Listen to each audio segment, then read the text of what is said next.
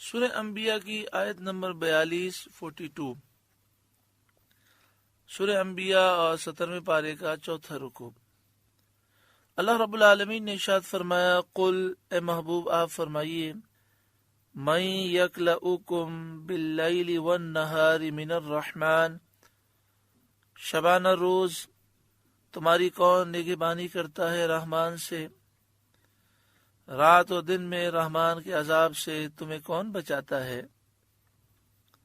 بل ہم عن ذکر ربہم معرضون، بلکہ وہ اپنے رب کی یاد سے منہ پھیرے ہیں۔ جب ایسا ہے تو انہیں اللہ کے عذاب کا کیا خوف ہو، اور وہ اپنی حفاظت کرنے والے کو کیا پہچانے۔ یعنی مراد یہ ہے کہ اللہ تعالی چاہے عذاب دینا تو تمہیں کوئی بچا نہیں سکتا۔ تمہیں مسلسل جو نعمتیں مل رہی ہیں اور کئی بیماریوں سے تم بچے ہوئے ہو، تو یہ رحمان کا فضل ہے کہ اس نے توبہ کا دروازہ کھلا رکھا ہے اور تمہارے لیے مہلت ہے، اس سے فائدہ اٹھاؤ اور توبہ کر لو عذاب آنے سے پہلے۔ ام لہم آلہۃ تمنعوہم من دوننا، کیا ان کے کچھ خدا ہیں جو ان کو ہم سے بچاتے ہیں؟ یعنی ان کے خیال میں ہمارے سوا کیا اور کوئی خدا ہیں جو ہمارے عذاب سے انہیں محفوظ رکھتے ہیں؟ ایسا تو نہیں ہے۔ اور اگر وہ اپنے بتوں کی نسبت یہ اعتقاد رکھتے ہیں کہ یہ بے جان پتھر انہیں اللہ کے عذاب سے بچاتے ہیں، لا یستطیعون نصر انفسہم، وہ اپنی ہی جانوں کو نہیں بچا سکتے، اپنے پوجنے والوں کو کیا بچا سکیں گے۔ ولا ہم منا یصحبون، اور نہ ہماری طرف سے ان کی یاری ہو۔ یعنی یہ بت اللہ تعالی کے مقرب نہیں ہیں، یہ بے جان پتھر ہیں، یہ مردود ہیں، یہ باطل ہیں، ان کا اللہ کے حضور کوئی مقام نہیں۔ اور کفار تو بتوں کو پوجتے تھے، جو اللہ کے سوا کسی کو پوجے وہ مشرک ہے، کافر ہے، دنیا اور آخرت میں برباد ہونے والا ہے۔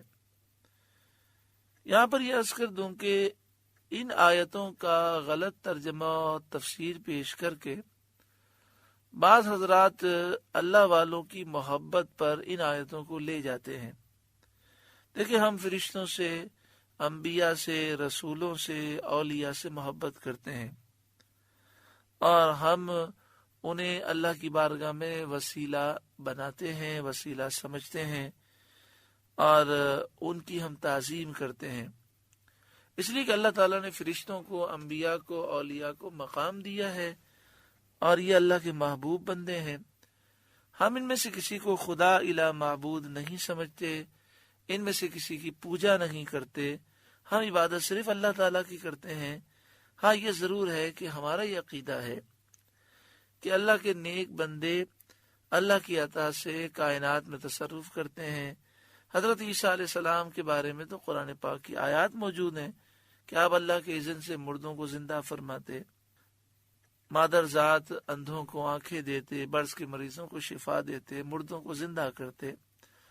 اسی طرح فرشتوں کے بارے میں یہ عقیدہ ہر مسلمان کا ہے کہ فرشتوں میں سے بعض فرشتے روزی دیتے ہیں، روح نکالتے ہیں، روح ڈالتے ہیں، شفا دیتے ہیں۔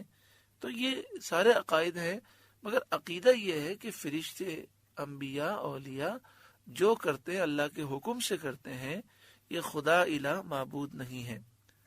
تو ان فرشتوں کی شان، انبیاء اور اولیاء کی شان کو کوئی نہ سمجھے اور انہیں بتوں سے ملا دے تو یہ خارجی ہے۔ جس طرح امام بخاری علیہ رحمہ نے حضرت عبداللہ بن عمر رضی اللہ تعالی عنہما کا فرمان لکھا کہ خارجیوں کو آپ بدترین مخلوق سمجھتے تھے کہ یہ آیتوں میں تحریف کرتے ہیں، یعنی قرآن کی آیتوں کے الفاظ تو بدلے نہیں جا سکتے، یہ اس کے معنی میں تحریف کرتے ہیں، اور جو آیتیں کفار کے حق میں نازل ہوئیں وہ مومنین پہ چسپاں کرتے ہیں، بتوں کے لیے آیتیں نازل ہوئیں تو وہ اللہ کے نیک بندوں پہ چسپاں کرتے ہیں۔ اسی وجہ سے تو خارجیوں نے حضرت علی کو مشرک کہا، حضرت امیر معاویہ کو، بلکہ تمام صحابہ کرام کو مشرک کہا، اور وہ تو نعرہ لگاتے تھے کہ توحید پرست صرف ہم ہیں، اپنے آپ کو وہ توحیدی کہتے تھے اور صحابہ کرام کو مشرک کہتے تھے۔ حضرت عثمان غنی پر جن باغیوں نے حملہ کیا وہ حضرت عثمان غنی کو بدعتی سمجھتے تھے، کیونکہ بدعت کی حقیقت اور شرک کی حقیقت انہوں نے سمجھی نہ تھی۔ اس کا سمجھنا انتہائی ضروری ہے۔ باہر شریعت سے آپ یہ دونوں کتابیں اور سی ڈی اور کیسٹ حاصل کر سکتے ہیں، حقیقت شرک، بدعت کی حقیقت، شرک کی حقیقت، انشاءاللہ تعالی یہ حاصل جب آپ کریں گے اور اسے تقسیم کریں گے تو بہت ساروں کی اصلاح ہوگی۔ آگے ارشاد فرمایا بل متعنا ہؤلاء وآباءهم حتی طال علیہم العمر، بلکہ ہم نے ان کو اور ان کے باپ دادا کو برتاوا دیا یہاں تک کہ زندگی ان پر دراز ہوئی، یعنی ان کافروں کو اور ان کے باپ داداؤں کو برتاوا دیا، یعنی دنیا میں انہیں نعمت دی، مہلت دی، یہاں تک کہ زندگی ان پر دراز ہوئی، ان کی لمبی عمریں ہوئیں اور وہ اس سے اور مغرور ہوئے اور انہوں نے گمان کیا کہ وہ ہمیشہ ایسے ہی رہیں گے۔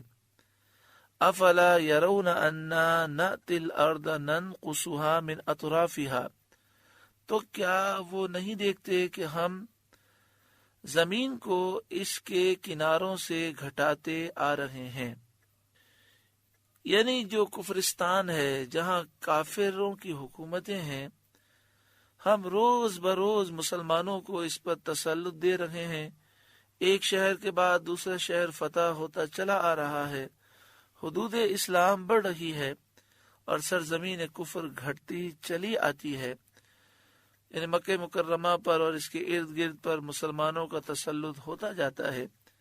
کیا مشرکین جو عذاب طلب کرنے میں جلدی کرتے ہیں اس کو نہیں دیکھتے اور عبرت حاصل نہیں کرتے؟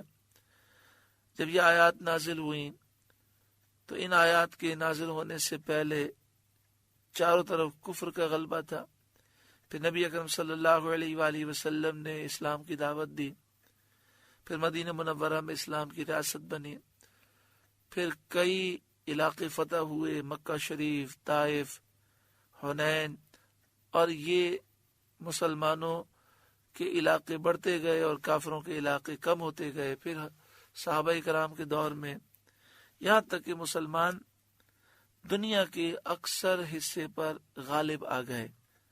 اگر مسلمان قرآن مجید فقان حمید کی تعلیمات پر عمل کرتے تو آج پوری دنیا پر وہ غالب ہوتے اور پوری دنیا کے تمام ممالک پر اسلامی لشکر ہوتا، اسلامی جھنڈا ہوتا، لیکن پھر کافروں کی سازش کامیاب ہوئی اور انہوں نے مسلمانوں کو بے حیائی اور گناہوں میں لگا دیا۔ جب ہم قرآن سے دور ہو گئے تو ان برکتوں سے محروم ہو گئے۔ افلا يرون انا نأتی الارض ننقصها من اطرافها، تو کیا نہیں دیکھتے کہ ہم زمین کو اس کے کناروں سے گھٹاتے آ رہے ہیں؟ افہم الغالبون، تو کیا یہ غالب ہوں گے؟ جن کفار کے قبضے سے زمین دم بدم نکلتی جا رہی ہے، کیا یہ غالب ہوں گے؟ یا رسول کریم صلی اللہ علیہ وآلہ وسلم اور ان کے اصحاب جو اللہ کے فضل سے فتح پر فتح پا رہے ہیں اور ان کے مقبوضات دم بدم بڑھتے چلے جاتے ہیں، علاقے دم بدم فتح ہوتے جا رہے ہیں، تو اے کافروں یہ بتاؤ کہ نبی اکرم صلی اللہ علیہ وآلہ وسلم اور ان کے صحابہ غالب آئیں گے کہ یہ کافر غالب آئیں گے؟ افہم الغالبون، تو کیا یہ غالب ہوں گے؟ قل، اے محبوب آپ فرمائیے، انما انذرکم بالوحی، کہ میں تم کو صرف وحی سے ڈراتا ہوں اور عذاب الہی کا اسی کی طرف سے خوف دلاتا ہوں۔ ولا يسمع الصم الدعاء اذا ما ينذرون، اور بہرے پکارنا نہیں سنتے جب ڈرائے جائیں. یعنی کافر ہدایت کرنے والے اور خوف دلانے والے کے کلام سے نفع نہ اٹھانے میں بہرے کی طرح ہے. جس طرح بہرا سنتا نہیں، ایسے ہی یہ نصیحت کو سن کر نفع نہیں اٹھاتے. وَلَئِن مَسَّتْهُمْ نَفْحَةٌ مِّنْ عَذَابِ رَبِّكَ، اور اگر انہیں تمہارے رب کے عذاب کی ہوا چھو جائے، لَيَقُولُنَّ، تو ضرور کہیں گے، یا ویلنا انا کننا ظالمین، ہائے خرابی ہماری، بے شک ہم ظالم تھے کہ ہم نے نبی کی بات غور سے نہ سنی اور نبی پر ایمان نہ لائے. یعنی یہ جو کافر عذاب کا مطالبہ کرتے ہیں، عذاب تو بڑی چیز ہے، صرف عذاب کی ہوا بھی چھو جائے تو یہ پکار اٹھیں گے کہ ہائے ہماری خرابی، بے شک ہم ظالم تھے.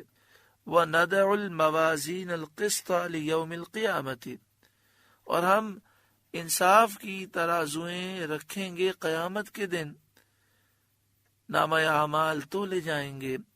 فَلَا تُظْلَمُ نَفْسٌ شَيْئًا، تو کسی جان پر کچھ ظلم نہ ہوگا. وَإِنْ كَانَ مِثْقَالَ حَبَّةٍ مِّنْ خَرْدَلٍ أَتَيْنَا بِهَا، اور اگر کوئی چیز رائی کے دانے کے برابر ہو تو ہم اسے لے آئیں گے. یعنی کوئی بھی عمل چاہے چھوٹے سے چھوٹا ہو، اسے بھی ہم نامہ اعمال میں لکھیں گے، کل بروز قیامت اسے لے آئیں گے. وَكَفَى بِنَا حَاسِبِينَ، اور ہم حساب کو کافی ہیں. وَلَقَدْ آتَيْنَا مُوسَى وَهَارُونَ الْفُرْقَانَ، اور بے شک ہم نے موسیٰ اور ہارون کو فیصلہ دیا.